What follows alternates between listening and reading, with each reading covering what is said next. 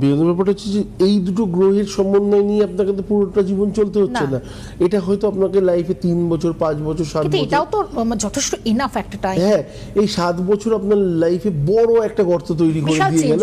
হ্যাঁ, এরপর দেখা গেল আপনার লাইফে ভালো সময় আসলো, ওই ভালো সময় আপনাকে এই গর্তটা পূরণ করতে হচ্ছে। তো তখন কি করতে হবে? তখন দেখা গেল যে আপনি লাইফে যে ভালো টাইমটা পেয়েছেন সেটাও পরিশ্রম করতে করতে করতে করতে মানে ইকুয়াল হয়ে গেল। এটা হচ্ছে যুক্ত গ্রহের ফল, যে আপনি আলাদা করে সেভিংসে কিছু রাখবেন মনে করেছিলেন, সেটা আপনি পারলেন না। আপনার খারাপ টাইমটাতে বিশাল একটা লোন হয়ে গেছে, যে লোনটা ঠিক ভালো সময় আসলো, আপনার ইনকাম প্রচুর বাড়লো, আপনি শুধুমাত্র ওইটুকুনি টাইমে লোনগুলোকে শোধ করে গেলেন এবং ফ্রি হয়ে গেলেন, কিন্তু আলটিমেটলি সেভিংসের অ্যাকাউন্টে ভাড়ে মা ভবানী।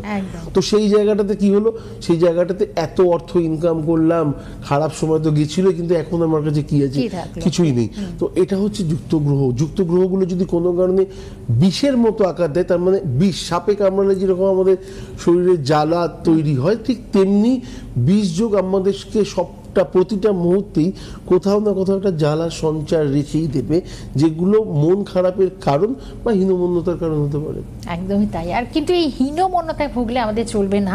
এবং আজকে কথা বলতে বলতে সুন্দর একটা আলোচনা, মানে যেটা আপনার অনুষ্ঠানে এটা হয়ে থাকে, মানে তথাকথিত সেই যে জ্যোতিষ চর্চার যে একটা আঙ্গিক বা ছক